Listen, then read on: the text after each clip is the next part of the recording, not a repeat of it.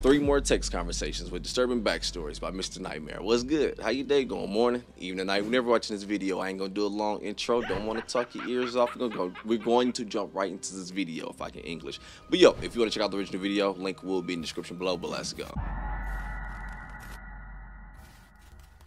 This video is sponsored by Established Titles. Established Titles is a fun and novel way to preserve the natural woodlands of Scotland while helping global reforestation efforts. It will effectively be next to my plot within a few minutes of walking distance. So if you want to buy a fun gift or souvenir while also doing something good for the environment, click the link in the description.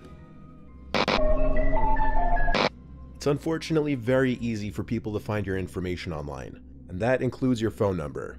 Whether it's already on the internet public to everybody or available for purchase on websites like White Pages. If you're getting text from an unfamiliar number, it's usually safe to assume it's a scam or someone you might not want to be talking to. A 20-something-year-old girl from Los Angeles, who I'll refer to as Tina, was using an online dating app called OkCupid. She had matched with a guy named Richard, age 26, tall, black hair, average build.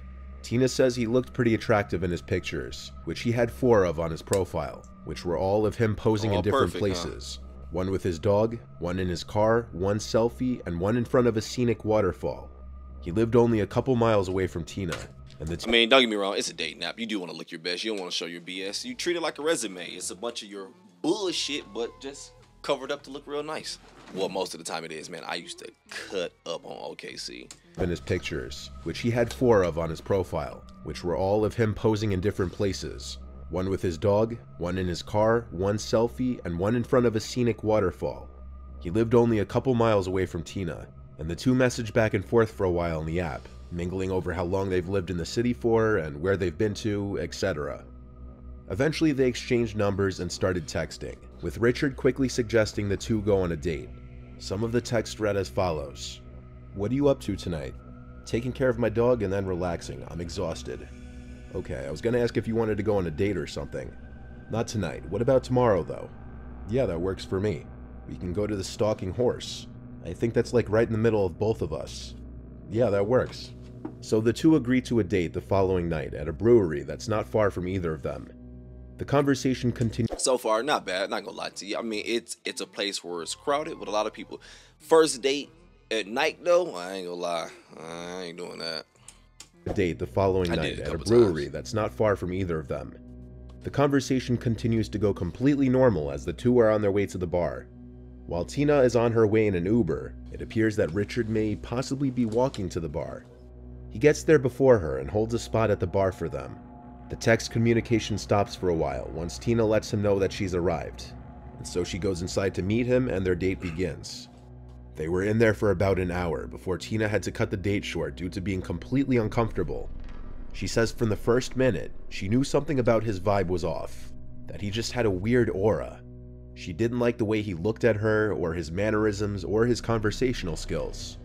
She found that he'd laugh at uncomfortable things and ask inappropriate questions. I wonder, is he nervous? I don't know, but I don't know. Always go with your first instinct, though. Hey, if it's telling you, no, doggy really out his beans, then yeah, go ahead and get up out of there. She didn't like the way he looked at her, or his mannerisms, or his conversational skills. She found that he'd laugh at uncomfortable things and ask inappropriate questions, and even make weird faces, mostly with his eyes. Around the hour mark, she said she had to head home. Richard insisted he'd walk her home instead of having her Uber. Tina, at the time, says she was way too nice to people and often couldn't say no to things, so she reluctantly agreed to let him walk her home. It was a 20-minute walk, and the whole time she still felt the same unusual energy he'd given off inside the bar. She tried to— I get you're nice to people, but if I feel like, yo, the vibes around you are so bad that I no longer want to be in your presence, then I do not want you to know where the fuck I live at. Oh my gosh. Oh man, this is why I gotta make sure I'm in my daughter's life, man. This is crazy. You crazy as hell. Don't bring that nigga to my damn house. She still felt the same unusual energy he'd given off inside the bar. She tried to be short with her answers to him. By the time they got to her apartment, he initiated a hug goodbye at the front of her driveway, and she went inside. Not long after, she received this text. "Did I do something wrong? I got the vibe you were acting weird the way back. I was just trying to be nice." Hey, no, you didn't do anything wrong. I just truthfully feel like we didn't really connect on a deeper level, and that's completely fine. But at this moment in my life, I'm just looking for that special connection with someone. I'm sorry, but I wish you the best. You were very nice. What? It was one date. Obviously, you won't feel a deeper connection immediately. That's what getting to know someone is. It takes multiple dates. It does to a certain extent. But all it takes is that one bad one, though. Don't get me wrong. Like, if we had a good one, oh, okay, yeah, things work out good. You know what? Then that's what leads to another one, right? Because, yo, that was fire. Hey, I had fun too, boom, boom, boom. Hey, let's do it again. All right, boom, we there. But if it's that one bad one happen, I guarantee you ain't gonna get another one, dog. And she told him too much. She should have cut that shit short. Like, no, ain't no point to explain yourself. No, it didn't work. It didn't work. I ain't gonna lie. As a man, I told you, I cut up on these apps, dog, especially OkCupid. But look, I'm not gonna lie. When you get the ones who will break it down to you, because I've been in the position before. Well, not this position. My bad. I've been in the position before of trying to turn a hoe into a housewife. Been there twice. I ain't gonna lie to you, dog. But I noticed the ones who would tell me shit like all the shit of why XYZ ain't happening. Hey, I ain't perfect, nigga. Look, it'll make me more mad. I ain't do nothing stupid. It'll make me more mad. And like, oh damn, well fuck you. That's effed up. Blase blah. But for someone like him, who I take is probably out of there, then yeah, they gonna read all that shit, be getting more and more hot.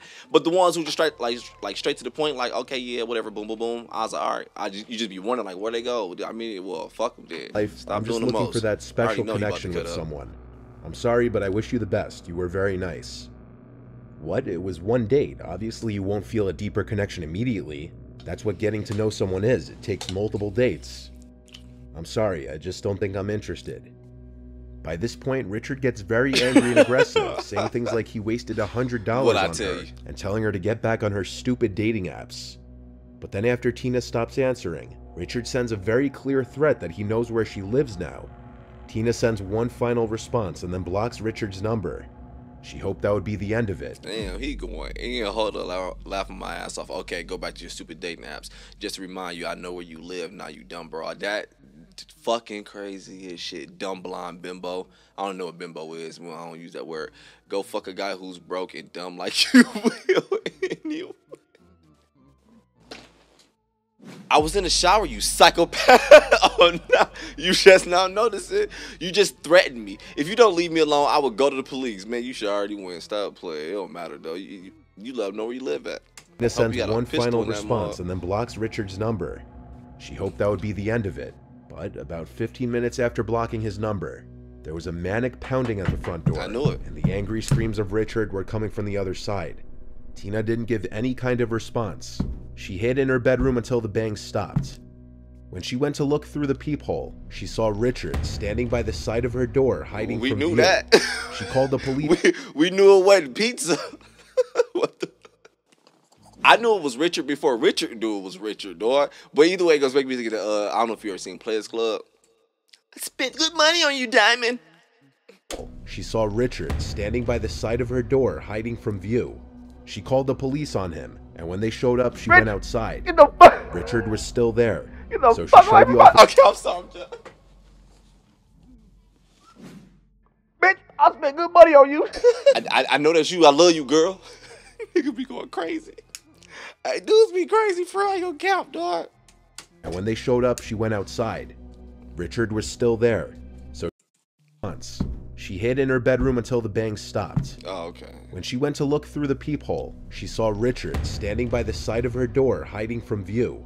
She called the police on him, and when they showed up, she went outside. Richard was still there, so she showed the officers the text and explained to them that Richard was pounding on her door and she felt threatened. The officers gave him a warning and asked him to leave the premises. That nigga stayed. Still, knowing Richard now knew where she lived, she wasn't comfortable. In fact, she did. Last out, my bad. You know how uncomfortable I would have been as a woman in those shoes, knowing that he heard the police coming. They walked up and everything, and he still stayed. I'm like, yeah, this nigga crazy. I done fucked up. Still, knowing Richard now knew where she lived, she wasn't comfortable. In fact, she didn't want to leave her apartment the next night. And when she looked out the peephole again, she saw Richard sitting on the stairs leading up to her apartment, waiting. She once again called the police, and for a second time, the police came and gave Richard another warning, asking him to once again leave the premises. Tina begged them to arrest him and charge him, but they seemed unwilling to do so, saying he wasn't an imminent threat, shockingly. I was just about to say that. Tina called the guy friend the following few days to come escort her out of her apartment anytime she'd leave to be safe, and Richard was no longer there. But a week later, she received a text from a random number saying, "Are you home?" She didn't answer and blocked the number. Since the police department was unwilling to do anything, Tina ended up moving apartments because of this harassment. This next one was sent to me by a girl named Marissa, who had been contacted by a crazy ex who she hadn't spoken to in years. She dated her ex Dylan on and off for 3 years, and in her words, she didn't have a backbone when she would see him. And even though their relationship was kind of abusive, she'd find herself constantly going back to him. After their final breakup, Marissa asked Dylan to stop contacting her and to pretend she didn't exist. This infuriated him even more, to the point where he knocked on her front door while her parents were home. Her father had to open the door to Dylan, practically trying to fight him when he wouldn't let him in. Things were finally broken off, seemingly for good, when the police got involved. Due to I ain't gonna lie to you. Not even being funny. If I know that that's happening, hey, I just let you break in, because at that point you're trespassing. Oh shit, we're in danger now. I'm about to pop your ass. Things were finally broken off, seemingly for good, when the police got involved. Due to Dylan's history with violence, Marissa's parents convinced her to get a restraining order against him. This, however, didn't prove to be an end-all. For a while, there had been no contact from Dylan. Marissa had blocked any form of contact from him, but there are, of course, or you getting the fuck out. I'm not playing with you, dog. Don't bring that shit to my home. Stop playing. If you, obviously you, I'm not gonna, look, for real, being honest, I'm not, look, I know some situations, some people, they can't get out of it. Oh my gosh, I just can't get out of it because the XYZ is going on and I don't have this. I get that. It's much fucking harder. But for this person who I presume here has their family in their life, has a dad who sticks up for you with this BS, has a home that you can go to for this issue, and don't get me wrong, I don't know the full backstory, they may be abusive as hell too. But you keep going back, that's stupid as hell. And we gotta convince you to get a restraining order. That's bullshit. At this point, yeah, you can go ahead and live with him. I'm fucking sorry. Don't bring that shit here. That shit really just pissed me off, because I ain't gonna lie. As I was thinking that, I was like, don't worry about it. I ain't about to speak on that. That's not my situation. I get it. A lot of these situations, these girls, they really can't get out of this shit. It's like, man, I'm fucked. I'm kind of stuck with this dude. So I was like, whatever. I ain't about to speak on it. But as I'm hearing more and more, like, okay, you went back. So I'm like, damn, sound like you had somewhere to go, huh? Oh, shit. I'm hearing that you was at your parents' house now. You went to your parents to get away for a bit. Oh, shit, your dad standing up for you and everything. I was like, what the fuck is going on? Him in. Things were finally broken off, seemingly for good, when the police got involved. Due to Dylan's history with violence, Marissa's parents convinced her to get a restraining order against him. This, however, didn't prove to be an end-all. For a while, there had been no contact from Dylan. Marissa had blocked any form of contact from him, but there are, of course, other ways around that, what with fake numbers and fake social media accounts. In June, 2 months after the order of protection had been processed, Marissa got a request on her Instagram from a random account named Kyle. It looked like a regular person, so she allowed it to follow her, but she didn't follow it back. Get off that damn social media like that. It looked like a regular person, so she allowed it to follow her, but she didn't follow it back. Sometime in June, Marissa had posted a story on her Instagram on a date with a guy she had been talking to, in which she tagged the guy she was on the date with. Shortly after, the guy received death threats in all capitals from the Kyle account, and Marissa received a DM. I'm telling you, dog, I'm knowing this type. Get off of the social media. Why? If we're on a date, you don't know me, don't tag me in this shit. You don't know nothing about my history. I don't know nothing about your history. Look, this is a goofy, dog. I'm not feeling bad for this person. I'm sorry, y'all. I'm not all capitals from the Kyle account, and Marissa received a DM as well, saying he's disgustingly ugly. It was pretty clear this was a fake account now, probably run by Dylan attempting to keep tabs on what's going on in Marissa's life. Saw you with that After using Instagram's feature to block the account and any new ones the person makes, she hoped that would be the end of it. After a few weeks of no attempted contact from Dylan, Marissa one night was sitting in her kitchen on her laptop doing homework. Yeah, you stuck with she got a text message from a random number. It was a picture of her sitting there at the counter on her laptop, taken from outside the kitchen window. She was home alone at this time, so it couldn't have been any of her siblings trying to scare her. She looked out the window to see no one, but the picture was clearly taken moments ago, so someone was out there. She closed the blind to the window and called her dad. While on the phone with him, She saw Dylan outside in the backyard at the door, attempting to slide it open. Marissa's father called 911 for his daughter as he rushed home. Dylan was calling into the house at Marissa, demanding she open the door, getting angrier as time went on and she yelled at him to leave her alone. Dylan got so angry that he punched the glass and broke a hole in it, causing him to start screaming in pain and anger as Marissa saw blood gushing from his hand. Dylan was still in the backyard as police arrived to the house. Marissa grabbed the order of protection document to show them as Dylan was already in handcuffs. Dylan was charged and sentenced to 3 years in prison for violation of the order of protection and vandalism. This allows Marissa and her family some time to breathe and feel safe, but ideally when he's released, they should probably not be living in that same house anymore for their own safety. I'm not moving. This last one goes to show why it's probably best not to entertain random numbers texting you for too long. This one comes... I'm a victim of that. I ain't gonna lie. I sit there and play with them and everything. I be talking to them like, I ain't gonna lie, because they call so much to get to. I'm talking about but not these type of people. I'm talking about like those car warranty people, those freaking health insurance people. Basically, people we were talking about earlier. Whatever.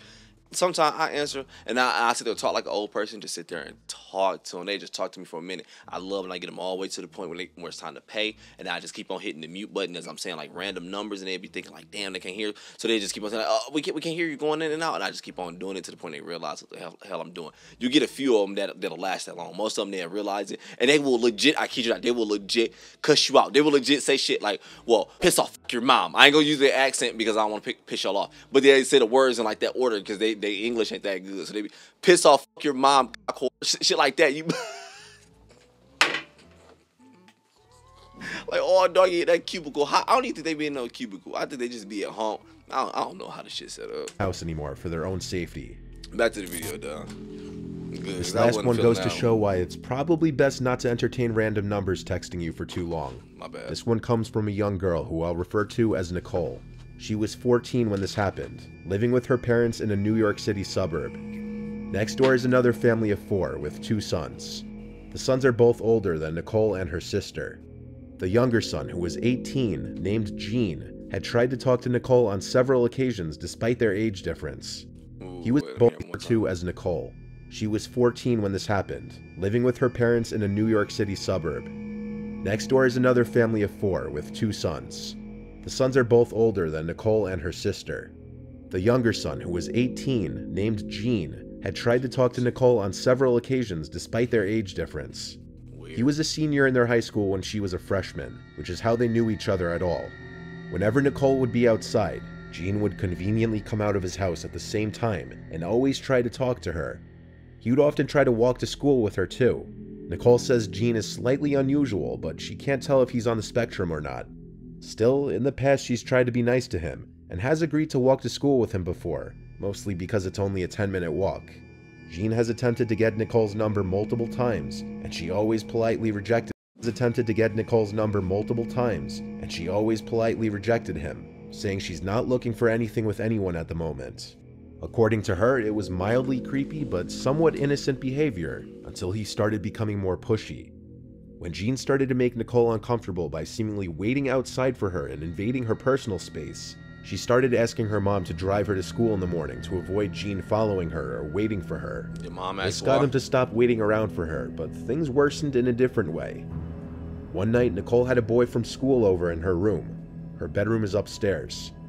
The two were sitting on her bed, and Nicole got a text from an unfamiliar number. The text was very unsettling and alarming, because it said, "I thought you said you're not looking for anyone at the moment." Nicole replied, "Is this Gene?" And he replied, "Maybe." Nicole asked him how he got her number, and he said, "You gave it to me, remember?" But she knew for a fact she didn't give it to him, and she told him that. He ignored her confrontation and said, "Who is that in your bed?" This brought the interaction to a much more invasive level, because now it meant that Gene hadn't just seen the two of them enter through the front of the house, but rather he'd been watching them through the window. Nicole looked out her window, which looked to the neighboring house, at a window to a dark room. The light in this room was never on, and it was thought to be a big closet or spare room. But since the light was out, she couldn't see if Gene was standing at that window or not. She lowered the blind and showed her parents the texts. Nicole's parents went next door and had a conversation with Gene's parents, and learned that Gene allegedly has schizoid personality disorder, but whether or not that diagnosis was accurate wouldn't justify creepy, stalkerish behavior like that. Gene never admitted how he was able to get Nicole's number, but there could be multiple explanations, like getting a Probably got it from that fucking site I'm about to test at the beginning of this video. I was like, damn, I was wondering like, yo, what if I'm about to see if my shit on there. But then again, what if I put my shit in and that's what make my shit on there? I don't know, dog. Never admitted how he was able to get Nicole's number, but there could be multiple explanations, like getting it through a mutual acquaintance or buying it through a public records website like White Pages. Whether Gene's parents' diagnosis of their son was accurate or not, Nicole knew something was not completely normal about him, and she became afraid to leave her house because of him. Nicole's mom continued to drive her to school after this, and for the sake of both of their daughters' happiness, the family moved to another house in the neighborhood not long after this. Gene has not bothered Nicole since. You know what's creepy, dog? Me and my partner was just talking about this the other day. Like, now that we realize how weird it is that we're old enough to understand what it is, I'm gonna get to the point real quick. But when we were in middle school, like we used to see activity like this happen, and it was just like, oh, to these girls, it was like the coolest shit ever because these dudes was driving. Dude, man, these dudes were clearly 18 plus, full beard, mustache, everything, grown ass, man. I kid you not. And legit, you should just come up to the schools and pick these girls up like it was nothing. The fact that they were able to do that was bullshit. I'm like, yo, this is trash as hell, dog. This shit is just happening like right under our nose. And it's like nothing has been done about this shit. Hey, but I'm about to go ahead and get up out of here. This video wasn't scary at all. This shit was weird as hell is what the fuck it was, dog. Hey, I'm about to get up out of here. Enjoy your day, though, morning, evening, night, whenever you're watching this video. But I'm out.